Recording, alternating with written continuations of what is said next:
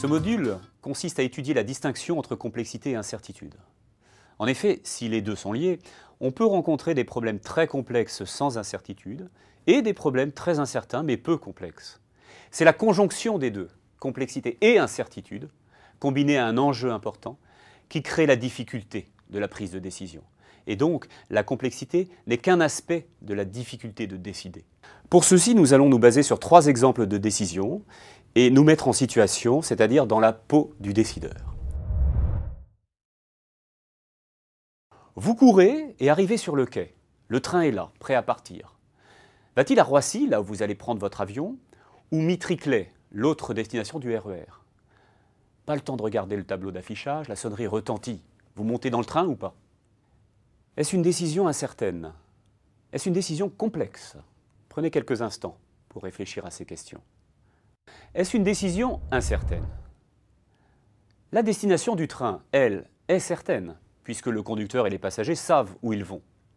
Mais pour vous qui arrivez sur le train, vous l'ignorez. C'est donc inconnu pour vous. Et par extension, nous dirons incertain, puisque vous ne connaissez pas avec certitude les conséquences de votre décision, l'événement qui va se produire, où va le train. Ce qui est certain pour l'un peut donc être incertain pour l'autre, puisque tout dépend du niveau d'information du sujet. L'incertitude dans ce contexte, qui diffère du lancer d'une pièce ou d'un dé, est donc subjective, c'est-à-dire liée au sujet. De la même façon que pour la naissance d'un enfant, l'événement « c'est un garçon » peut être certain pour les parents et le médecin, mais incertain pour les autres. Ici donc, sur notre exemple, c'est bien incertain. Deuxième question, est-ce une décision complexe? La réponse est non. Une décision qu'un être humain doit ou peut prendre en 3 secondes n'est jamais complexe. Pourquoi? Parce qu'on n'a pas le temps de poser le problème. Quand on n'a que 3 secondes pour décider, se fier à son intuition ou choisir au hasard peuvent tenir lieu de décision. Je distingue ceci d'un modèle de décision rentré dans une machine qui, lui, peut prendre une décision, même complexe, parfois en moins d'1 seconde. Mais nous parlons bien, là, d'une décision humaine. Alors, qu'est-ce que poser le problème? C'est un acte humain, uniquement, systématiquement humain. Il consiste à lister les alternatives, définir les critères d'évaluation qui permettent de dire si une solution est bien une solution possible, réalisable, et si une solution est meilleure qu'une autre. Le problème de décision devient un artefact, un objet que l'on peut poser sur une table et qui a des dimensions bien définies, et plus ou moins de dimensions. C'est cette diversité des dimensions qui est reliée à la définition même de complexité. Alors revenons à la définition de complexité, telle que le rappelle Edgar Morin. Complexité vient du latin complexus, tisser ensemble. La complexité d'un système est liée à son degré de diversité. Un système étant un ensemble d'éléments ou parties qui constituent un tout et qui fonctionne avec une relative autonomie. Alors le système complexe étudié dans la prise de décision, qu'est-ce que c'est? C'est le modèle de choix ou de décision qui est plus ou moins formalisé, du système de préférence pas ou peu explicité d'un individu au modèle mathématique avec variable de décision. Et qu'est-ce qui est tissé ensemble dans le modèle de décision? Ce sont les différentes dimensions qui interviennent dans la décision.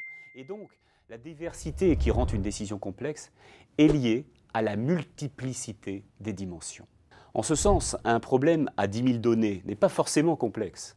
C'est le fait que ces 10 000 données se répartissent en de nombreuses dimensions qui peut le rendre complexe. Et c'est souvent le cas. Par exemple, pour un problème de planification de production, les différentes dimensions du problème peuvent être les différents clients, les différents produits, les différents mois où on planifie, les différents pays, les marchés. Nous pouvons avoir plusieurs contraintes de différents types, la disponibilité des matières premières, la satisfaction de demandes, le respect de capacité de production, et plusieurs objectifs, critères de performance de différents types, le coût, la qualité de service, le délai, qui sont exprimés dans des unités différentes. Tout ceci crée de la diversité et donc de la complexité, quand bien même on considérait les demandes comme certaines, par exemple si ce sont des commandes. Je vous propose un jeu où vous jouez à pile ou face, vous gagnez 5 € si c'est pile, vous perdez 2 € si c'est face. Ce jeu est-il incertain? Oui, je ne peux prévoir avec certitude le résultat de l'expérience aléatoire. Ce jeu est-il complexe? La réponse est non. Je peux décider d'y jouer en 10 secondes seulement. Je vous propose maintenant un jeu qui ressemble beaucoup. À pile ou face, vous gagnez 500 000 € si c'est pile, vous perdez 200 000 € si c'est face. Le même jeu avec les gains multipliés par 100 000. Ce jeu est-il incertain? Oui, et pour les mêmes raisons. Et même plus risqué, car les enjeux sont bien plus grands. Ce risque accru rend-il le problème plus complexe? Je vous laisse encore quelques secondes de réflexion.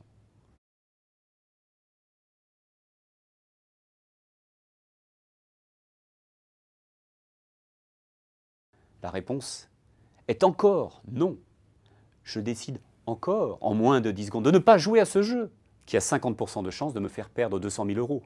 Et 90% des gens se comportent comme moi, quand bien même l'espérance mathématique de gain est 100 000 fois plus élevée que pour le premier jeu. Je renvoie au cours de théorie de la décision et de finance sur la théorie de l'utilité espérée. Conclusion. Une grande incertitude n'implique pas forcément une grande complexité. Incertitude et complexité sont des concepts différents.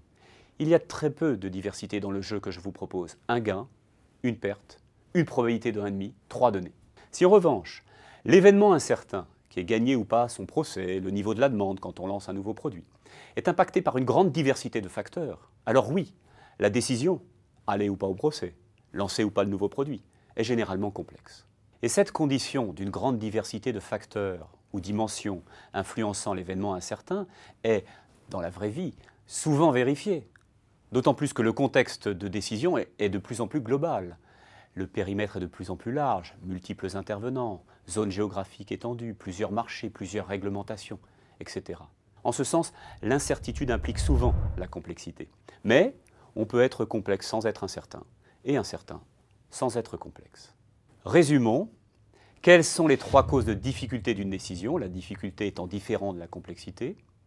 Première cause de difficulté, la complexité, la multiplicité des dimensions intervenant dans les décisions.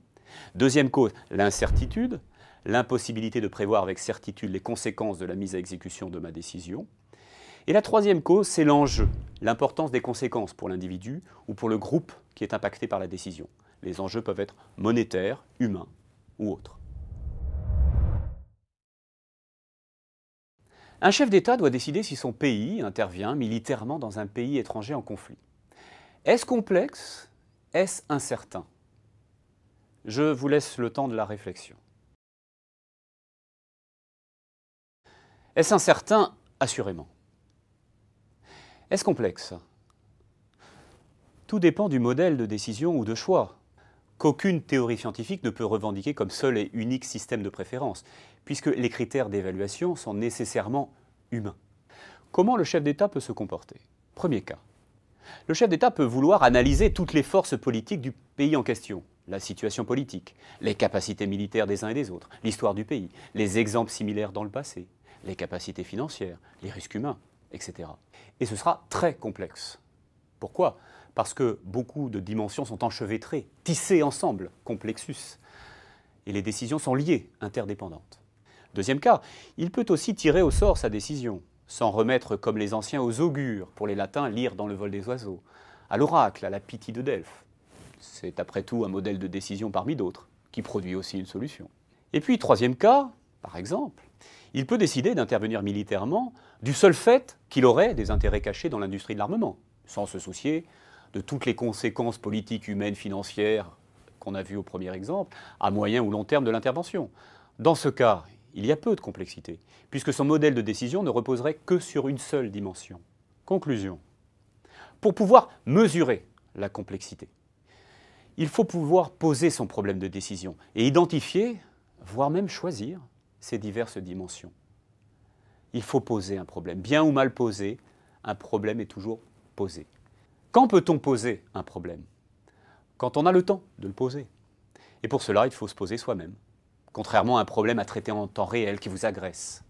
Alors si je fais maintenant une application au management, concentrons-nous sur les décisions de planification, qui sont mon domaine, et qui sont en amont de la décision. Donc nous avons du temps entre la planification et l'exécution. Combien produire, combien recruter, où localiser une usine ou des points de vente, où localiser le 3e aéroport parisien, comment répartir ses investissements. Pour ces problèmes-là, quel est le processus de modélisation de notre problème de décision? La démarche consiste tout d'abord, en premier lieu, à lister les dimensions, les choisir, regarder les données, regarder les variables de décision et les contraintes qui définissent l'ensemble des solutions possibles, et enfin les objectifs et les critères. Et pour ces problèmes de planification, il existe des outils, modèles, permettant de trouver des solutions satisfaisant les critères et les objectifs que vous avez posés, malgré la complexité du problème. C'est une discipline qui s'appelle la recherche opérationnelle. Le plus souvent, ce sont des modèles formalisés, des modèles mathématiques, qui, grâce au progrès de l'algorithmique et de l'informatique, permettent de résoudre des problèmes avec des milliers, voire des millions de données en quelques secondes. Ces modèles, toutefois, ne sont pas ou peu adaptés aux décisions politiques, vous l'aurez compris. Dernière conclusion, l'incertitude, comme on l'a dit, accroît souvent la complexité, car les facteurs influençant l'événement incertain sont multiples, interdépendants, et tissent des dimensions de plus en plus diverses dans le monde d'aujourd'hui, financier, économique, politique, juridique, humain.